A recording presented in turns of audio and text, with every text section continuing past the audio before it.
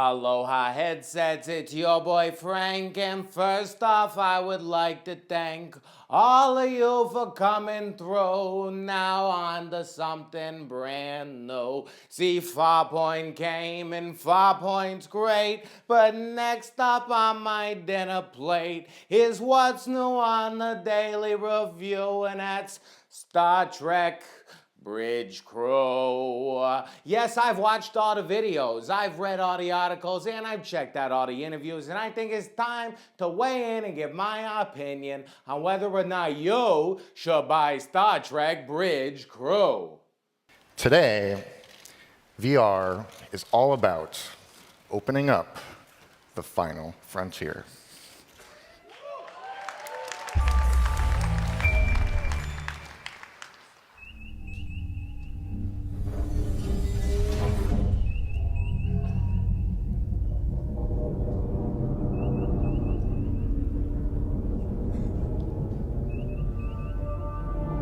Captain's log, stardate 2016.165.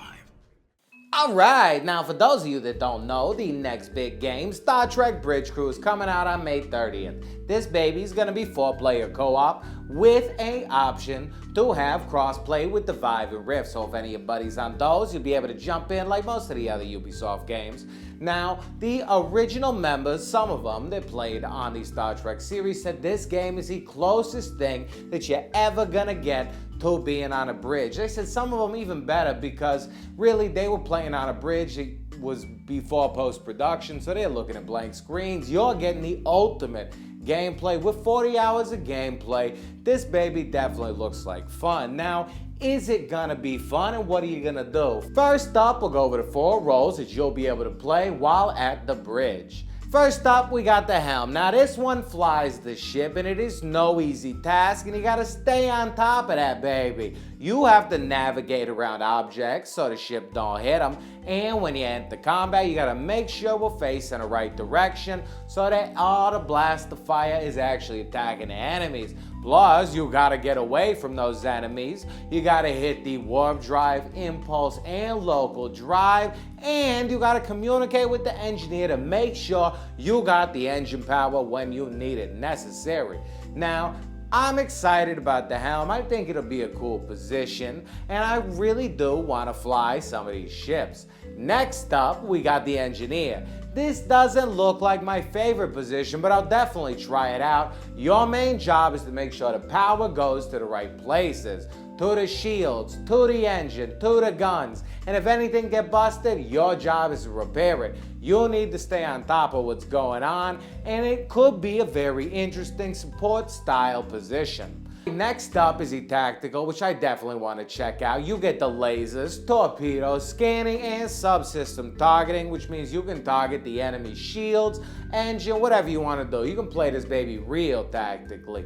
I think it's going to be a whole heck of a lot of fun. Plus, with the Helm and Engineer, you have access to the Transporter, which is a sort of hacking thing that you can hack into enemy ships or things around you to take advantage for the crew. Now finally, we got the Captain position, the position I'm most looking forward to, because without him, the magicians don't. Because without it, you can't go anywhere. I mean, seriously, he has all the objectives. And all the information that comes from the secret voice that tells you the information comes straight to the captain, which means without him, you're not going anywhere, baby. They made it this way. They want the team to have to rely on a captain to feed them information so we know what to do next. I think that role is going to be difficult but fun, and a whole lot of fun to mess around with. Now, we went over the roles, but when you're doing the roles, where are you gonna be? First up, the Aegis ship. This baby is a new modern ship. You got monitors everywhere, you got labels on everything. Super classy and a great starter ship. This is the one that you're gonna be using for the campaign. Now, on top of that, we also have the 66 Original Enterprise, which down to painstakingly detailed is exactly like the one on the show. The game developers even went to this place in Ticonderoga, New York, where a gentleman has the entire original brew where a gentleman has the entire original bridge, built the scale, and they took pictures, studied all of it, and made sure what you're doing is perfect down to the very detail. Even so that it messes up the simplicity for players. This baby's not easy to play. There are tons of buttons and you can click a little pop-up to make the labels come, but the other players can't see those labels, so they just see you pressing crazy buttons. Not an easy mode or ship to play with, and this one is only available for the online randomized missions. So missions and campaign, what are we talking about here? Well, the campaign has a full storyline taking place in a trench about finding a new Vulcan homeworld. I'm not sure exactly how long it's going to be, but they said it'll be 40 hours of gameplay altogether, so I'm certain it can't be too short. I think each mission is around 7 to 15 minutes, so you don't get too bored with them, and they seem very exciting. Now, I'm interested in those randomized missions. All of the missions are going to follow that standard Star Trek formula of exploration, run into some kind of problem, solve the problem, find the ship, save another ship, you know, everything they do normally, and all of it is going to be super reliant on teamwork, so you definitely have to work with your buddies if you want to get along in this game. The thing is, I think that this game is going to be much more difficult than something like Werewolves Within. A lot of you are excited about a social VR game, and although it will be a social VR game, you're going to have things to do the entire time. It's not going to be any joking around pretending somebody's not someone else. You're going to be constantly looking at a screen, listening for clues, listening for directions, and on the edge of your seat, making sure that the crew don't fail because of your fault. Now, if you're like me, you like to relax a little bit. I mean, don't get me wrong, I'm very excited to play this game. I think it's going to be tons of fun, but I think it might be a little bit more difficult than some of us are expecting. I just want you to know that going into it. That's the point of this whole video. The thing is, I don't want a game that's just going to be sold because it's got the Star Trek name on there.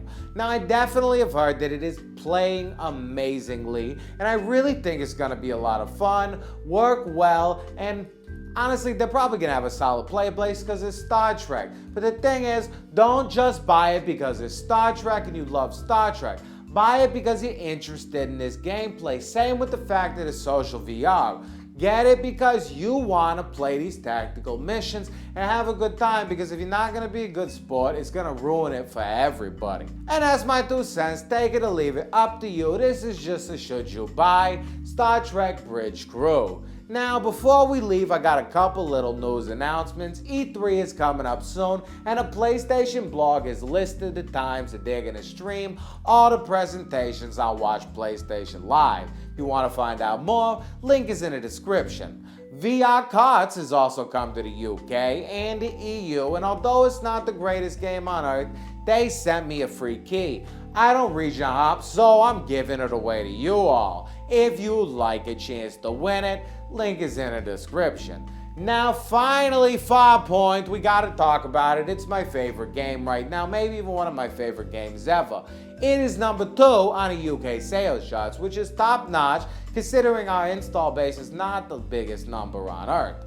Now, regarding Farpoint and the AIM skins are finally available. The MK1 is on Flaming Toast right now, and it looks amazing, and I really think you should scoop it up. But if you fancy a chance to win one, you know I'm giving it away, and a link is in the description.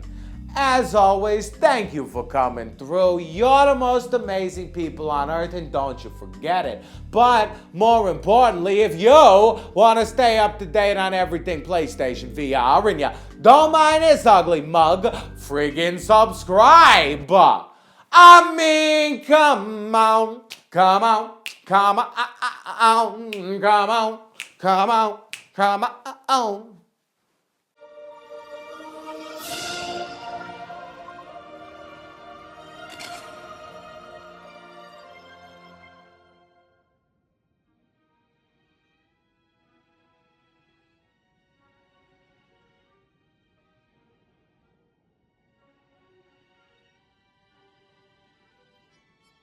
Okay, you gotta move to the right. More to the right. Would you sit your ass down? Sit. Oh, you wanna drive this thing?